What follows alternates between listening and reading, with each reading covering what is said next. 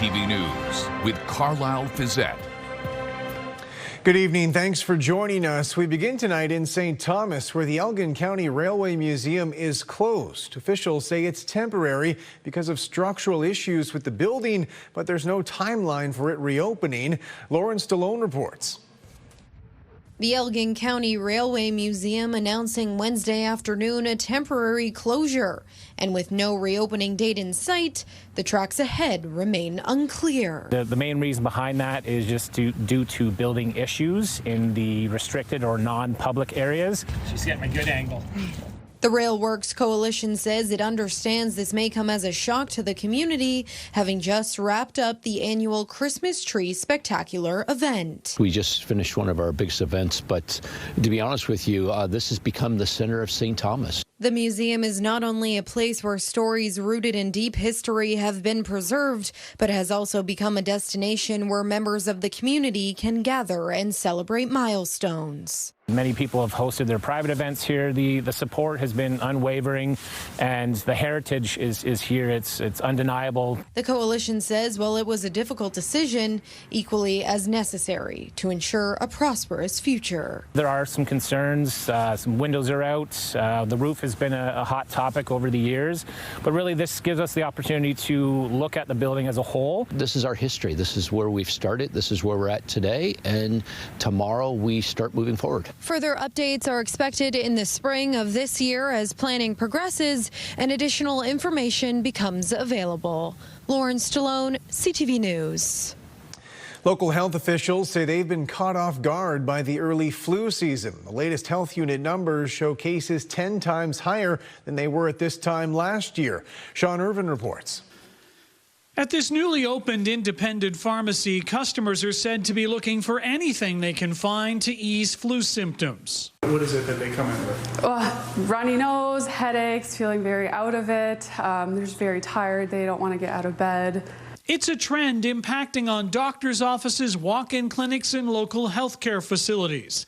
In London, a level 2 outbreak is in effect for a portion of Victoria Hospital. I think the influenza activity we're seeing this year is taking place earlier than it is most years, and that is what is surprising most folks. With over 1,000 cases reported in the second half of 2025, the Middlesex London Health Unit is urging the public to take precautions, even as cases fell slightly in the most recent week recorded. The risk of person-to-person transmissions at holiday gatherings was not fully factored into those numbers. It's important to stay vigilant now, and particularly with the increased cases of influenza. And so for individuals who have not yet received their influenza vaccines, it is strongly recommended that they do get that vaccine. Dr. Lamb acknowledges this year's version of the vaccine, produced based on last year's flu strains, does not protect against all subvariants. But he and other health experts strongly repeat that it is the best option to protect yourself. Most seniors and parents with children are eager to roll up their sleeves. It's a tougher sell in the younger crowd, but once you explain to them the benefits versus the risk, they're willing to take it. 15 people in London have died from the flu in the last 4 months. That's compared to 0 during the same period in 2024. Again, the early arrival of the virus is to blame. But that does not necessarily mean it is about to disappear early. And we're expecting the number of cases to continue to be elevated in January. Well, flu season runs until April, so even if it's the highest peak now because of family gatherings, it still could happen later on. It's better to be protected for the entire season. In London, Sean Irvin, CTV News. A new report on downtown office space shows London maintaining its position with the highest vacancy rate in the country. Brian Bicknell has more on the numbers and whether there's any indication the trend will reverse. 50 years in business downtown, and Dan Hassan has never seen foot traffic so low since people left the office and went home to work. We used to buy here 60, 80 suits a season to put on the rack. Now we do custom only. there's not enough business to warrant an investment. According to CBRE, downtown office space in the last quarter of 2025 was up slightly at 31.5%, the highest of any urban downtown in the country. But it appears to be stabilizing, according to CBRE VP and broker Greg Harris. At this moment in time, that's the positive, and that it should lead to better things in the future. We shouldn't see any more large shocks to the market and see any large groups vacating. Harris also points out that much of downtown's available office space is older, making it less attractive. However, Mayor Josh Morgan says a number of office to residential conversion projects will help vacancies trend in the right direction. And so this is not going to be a linear approach here. There's going to be some ups and downs to it. But what I'm very happy to see is that programs like the office to residential conversion program seem to be working in the quarters where we're getting traction. And that's why we put more money in that program, so that we can see more applications come forward, which will help us make improvements in the future. The Doug Ford government ordered public sector employees back to the office as of January 1st. And according to CBRE, a number of the larger private employers downtown are taking similar action. That's expected to breathe more life into the core. But for this men's shop, the return may be too late. Owner Dan Hassan is about to retire, and he hasn't been able to find anyone to take over. I've dealt with two people who were interested, but it's going to be difficult because they have to see the potential, and right now it's hard to see. Brian Bicknell, CTV News. A municipal parking lot could soon be decontaminated, cleaning up toxic coal tar that dates back to the 1800s. Daryl Newcomb has more on the price tag and the potential for future housing development. This is where they tested for the coal tar on this side. This white PVC pipe beside Gladys McCarty's backyard makes her question just how far the toxic contamination beneath this municipal parking lot across the street has migrated over the decades. I haven't heard what the results were or nothing. And how many years ago was that? Over 10 years ago. A new report to City Council details the coal tar contamination beneath a pair of parking lots at Horton and Rideout. In 2024, Mayor Josh Morgan ordered the examination of municipal parking lots for possible sale and redevelopment into housing that would include affordable units. The coal tar contamination was a significant concern for several developers that formally expressed interest because the city would, quote, offer these parking lot sites as is, with respondents responsible for preparing the land for redevelopment. So the new report identifies some incentive programs plus a special reserve fund specifically intended for remediating the site. There is $89 million in the current fund.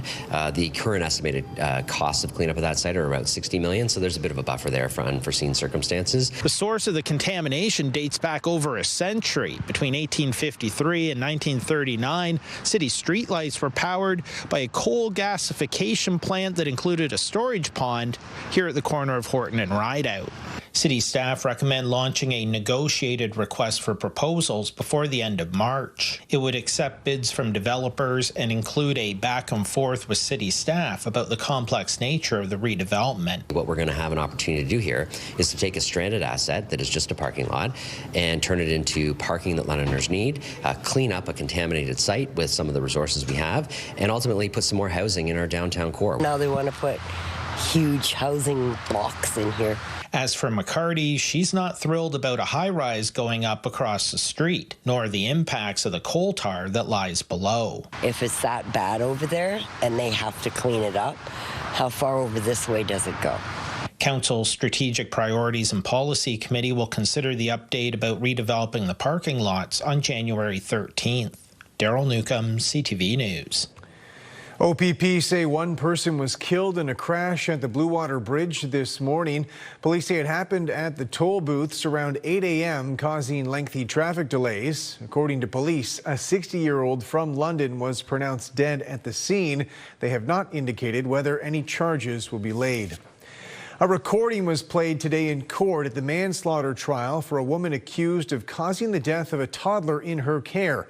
Nick Paparella has more on the conversation between that woman and the boy's father. In the months after 15-month-old Nathaniel McClellan died, with no arrests or charges laid, the toddler's father, Kent, decided to go to the home of the child's babysitter, Megan Van Hoof, to secretly record a conversation, saying, "I wanted to see her. I wanted to see what happened." The recording was played in court, and you can hear Van Hoof initially say, "I'm sorry, and I would love to talk to you, but when I was interrogated for manslaughter, it was time to get a lawyer." She continues, "I'm in a spot here where I don't know if I'm supposed to talk to you." When asked about what happened to Nathaniel at her home daycare on that October day in 2015, she is heard saying, "I don't really have much to say, other than he wasn't himself that day, and he collapsed, as in fainted." McClellan told the court he felt Van Hoof had lied during the interaction, and at the end of the 21-minute recording, he says, "I just want to know what happened to him. We dropped off a healthy boy. You don't just die." In court, he said, "I felt like a failure as a father. If I had just tried and did more, we might not end up in this situation."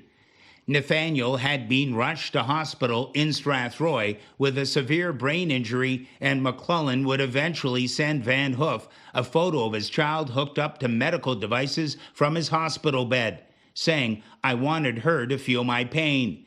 Days later, Nathaniel was taken off life supports, and an emotional McClellan said, "Nate was very strong. I said to him that he could go. It was okay. I wouldn't let his death affect his brother's lives."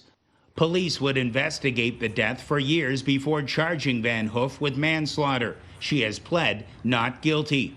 During cross-examination from the defense, McClellan was questioned about the recording with Van Hoof, and he said, "I would say I was not satisfied with the conversation." His testimony resumes on Thursday. Nick Paparella, CTV News. WestJet is rolling out a new seating plan on flights with reduced legroom. As Heather Wright reports, that means some passengers are feeling squeezed. Dad, can you just straighten out your legs there? Impossible. Economy class isn't known for its expansive legroom, but recent changes to some WestJet planes have some customers saying the airline has gone too far. It was shocking to get in there and then have my dad, who is 6'3", so he's tall, but not like abnormal human height, physically not be able to fit in the seat. Mom, how about you? Amanda Schmidt posted this video to social media showing just how cramped their WestJet flight from Edmonton to Toronto was. You can hear us joking and laughing in the video because it was like, it felt like a joke. But the Schmidt family says not only were they uncomfortable, they also felt unsafe. In the fall, WestJet announced a new cabin configuration to offer different prices for seat selection and says the changes were rigorously tested and comply with all safety standards. The airline says the new configuration allows the carrier to keep airfares low. To continue to do so, we need to try new products. These aircraft accommodate an extra row by varying seat pitch between 38 and 28 inches. But some passengers say just because an airline can reduce legroom doesn't mean they should. It's gotten worse, actually. Yeah. No, we were very uncomfortable flying out with them. While others say they feel airlines are nickel and diming passengers on everything from legroom to luggage. If there's too many little fees, it's better just to go with a different airline. WestJet says they are monitoring the rollout of these new seat configurations and will take into account feedback from both passengers and staff to the changes that have been made. Heather Wright, CTV News, Mississauga, Ontario. Municipal officials in Saugeen Shores are introducing pre-approved housing designs in an attempt at getting more homes built. The project offers a catalog of 14 pre-approved designs. Local officials say builders and homeowners would still need other approvals, with these designs meant to speed up the overall approval process. All we're really doing here is taking one step out of the process, the design of the building itself. You got a floor plan, you got something you can take to somebody to lay out that site, take to the building department to get approval. So you don't have to do that. Officials say 60 additional dwelling units have been built in Saugeen Shores in recent years, with a goal of increasing that pace in communities like Port Elgin and Southampton in the years ahead. The London Knights made a significant trade today, sending 2 players to the Kitchener Rangers.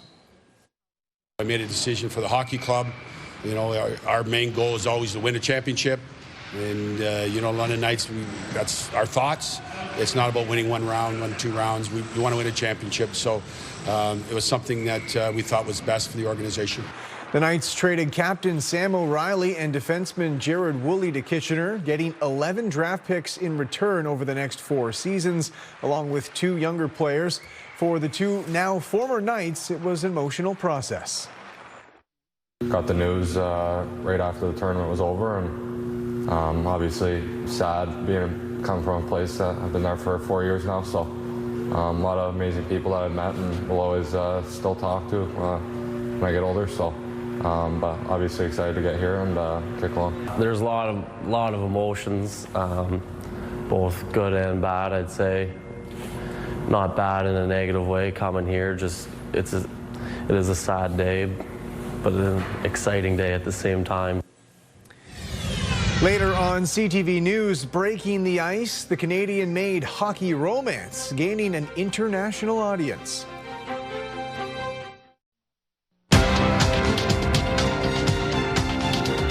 Canada's main stock index was down today because of losses in the industrial and basic materials sectors. The TSX dropped 271 points. In New York, the Dow was off 466. The Nasdaq saw a slight gain. The Canadian dollar down about 1/5 of a cent. On commodities, gold fell about $33 an ounce. Oil shed $1.14 a barrel. U.S. authorities say they've seized 2 container ships carrying Venezuelan oil in the North Atlantic. One of them, a Russian-flagged vessel. With the latest on those tensions, here's Joy Malbon.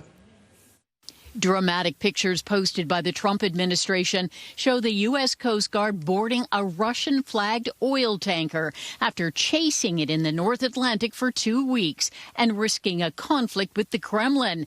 Moscow officials angrily called the U.S. seizure outright piracy. Another vessel captured in the Caribbean, U.S. forces seen rappelling onto the deck of an empty vessel called the Sophia.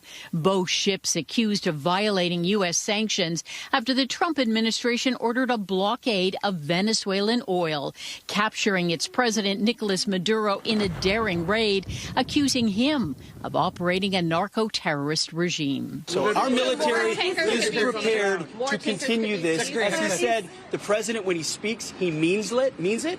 He's not messing around. It comes as President Donald Trump says he's in charge of Venezuela and will control its oil, posting the country will turn over 30 to 50 million barrels of oil to the U.S. The administration claims it has tremendous leverage to force the socialist government to become an ally. We're going to sell it in the marketplace at market rates, not at the discounts Venezuela was getting. That money will then be handled in such a way that we will control how it is dispersed in a way that benefits the Venezuelan people, not corruption, not the regime. After a classified briefing, several lawmakers are critical of Trump's attempt to reshape the world order. This is an insane plan.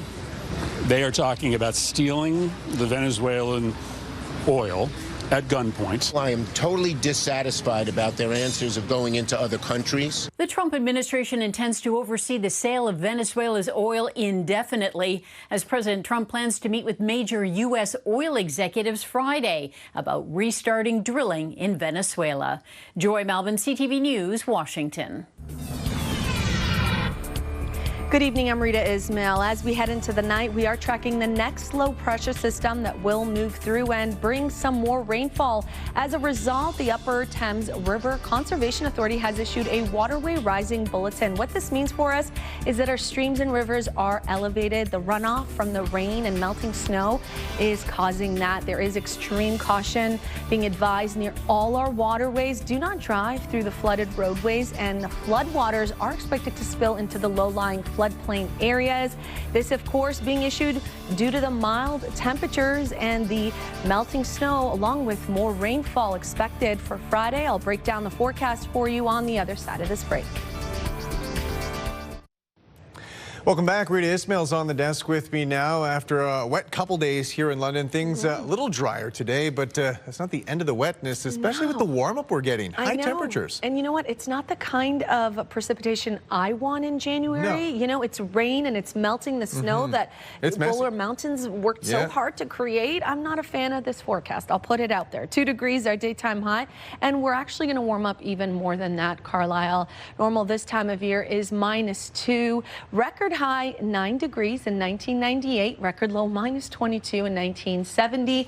As we head into the night, we do have a few clouds. We saw this big low pressure system that is now well off to the east. It moved through yesterday into today, and it brought with it a mixed bag of precipitation. We had some freezing rain early this morning. We do have another weather maker that we are tracking, and it will set up in a similar pattern. Now for your Thursday, we're expecting a lot of cloud cover and to stay dry for tomorrow. There is even a chance for some sunshine in the afternoon, but it will be short-lived. You can see this big area of low pressure starting to push through overnight on Friday. So it will push through late day Thursday for parts of Midwestern Ontario, but the real bulk of the system, it will be overnight Friday into Friday morning. And there are some embedded thunderstorms as well. Ahead of this system is where we'll see our temperatures start to climb. And as I mentioned earlier today, we're expecting double-digit daytime highs for Friday, 10, 11 degrees possible for parts of the region. It will move out by about 3 p.m. on Friday, and then in behind it, some gusty, stronger winds, but not seeing much in the way of snowfall, at least for the next 48 hours. It's more so the mild conditions, and with that, we'll see some rainfall and some off-lake rain as well. Above seasonal for your Thursday at 6 degrees, and then as I mentioned, milder for Friday, 11 degrees. That's the forecast high. Could flirt with some records. Mostly cloudy, rainy conditions for your Friday into the afternoon. It'll be overcast conditions, and then another system will move through Saturday with the same thing, light rainfall, switching over to colder temperatures on Sunday, which is good news because then we'll see some flurries back into play. That's what's supposed to be happening this time of year. And then at the freezing mark Monday and Tuesday, calm conditions. By this time next week, we'll have some more light snow in the forecast, but certainly a mild next 48 hours in Midwestern Ontario. Same thing for you. Again, you'll dip into that rainfall tomorrow around 8, 9 p.m. and then becoming more widespread overnight Thursday into Friday morning. And then for your Friday, 9 degrees, and then Saturday too, dropping off on Sunday. So Saturday, the warmer of the two for this upcoming weekend, and then more seasonal-like temperatures expected for next week with the return of snow and some light flurries. Carlyle? Rita, thanks very much. A Southwestern Ontario health unit has issued a community warning for parents after a student brought a potent pack of cannabis edibles to school, passing them out to classmates in Windsor. Travis Fortnum reports. I'm like, officer, my kid's ODing right here, bro. Like, I want to know what he took. Jeff Fuchs says he got a text from his son, an 8th grader, around 11 o'clock in the morning. I'm like, what are you talking about? Call me right now. He calls, he's like, Dad, I took something. I don't feel good. Get to the school. What the Fuchs boy took, it turns out, at least one gummy said to have 100 milligrams of THC, 10 times the limit of edibles sold through legal dispensaries. He says the kid who brought them in told police he bought them from someone over social media. Now I'm going crazy. So now they call the police, the ambulances, we're waiting. My kid's now throwing up. In a statement, Windsor police confirming they responded with 3 of the kids assessed by EMS and 1, Fuchs' son, taken to hospital. A spokesperson saying a 12-year-old youth was formally cautioned for providing cannabis to a person who appeared to be under 25 years of age and was subsequently released to the care of their parents. These are potent drugs that can have significant effects on different people. A 100 milligram edible is a lot, especially for a kid who experts say shouldn't have any THC at all. According to the Ontario Poison Centre, it can be more dangerous for kids than adults because edibles are absorbed unpredictably and smaller bodies receive a much higher dose of THC relative to body weight. Make sure that they are stored properly at home, that are not accessible to children and pets. The day after, Fuchs says his son is doing much better, but he was asked to stay home from school while officials investigate what exactly happened. Travis Fortnum, CTV News.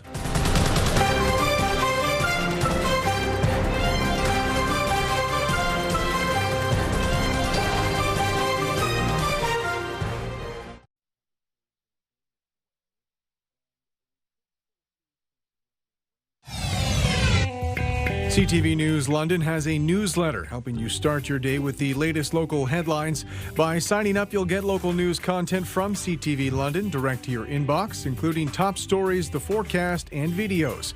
You can sign up at ctvnewslondon.ca. Finally tonight, a new romantic drama streaming on Crave, which is owned by CTV's parent company, Bell Media. Heated Rivalry is gaining international attention, breaking the ice in sport culture. As Alexandra Hollick reports, it's produced in part in southwestern Ontario. Is everything you dreamed of? Almost. The fictional love story of two professional hockey players is making a real-life impact. Come here. No, you come here. No, you come here. No, you come here. Heated Rivalry is a Canadian TV series that explores the ins and outs of a queer relationship in the shadows of a hyper-masculine sport. Hockey has been probably the most masculine portrayed sport in Canadian society for a really long time. And to have this kind of a romance story portrayed inside the context of men's professional hockey at the highest level, I think will have an impact. Anne Peguerrero is a sport management professor at the University of Guelph. She says the show shifts conversations about inclusivity in sport culture. It's going to take a long time to trickle up to the professional level. At You Can Play, we believe that sports are for everybody. Programs like You Can Play are leading the charge with a goal of making sure everyone feels seen and safe in sports. While the representation itself doesn't change hockey overnight, right, it does change who feels welcome to step on the ice tomorrow. And I think that that's really the biggest success of Heated Rivalry. I think it's just brought a community together that's felt neglected. Harrison Brown stars in the series. Before he retired from professional hockey, he came out as the first openly transgender player. It was just a really validating process to be able to take place as just a man in society post my hockey career. But I think it really means a lot to LGBTQ plus fans who haven't always felt welcome by the NHL. Now, the theme of representation in the show isn't limited to the gay love story off the ice. The scenes on the ice were filmed right here at the Sleeman Center in Guelph. It's always great when you watch something on TV that resonates with you because it's in your local community. I think it makes it mean more. Crave has greenlit the show for a second season, but a release date has yet to be announced. Alexandra Hollick, CTV News, Guelph. And that's it for us. Thanks for watching. For all of us at CTV News London, I'm Carlyle Fiset. Have a good night.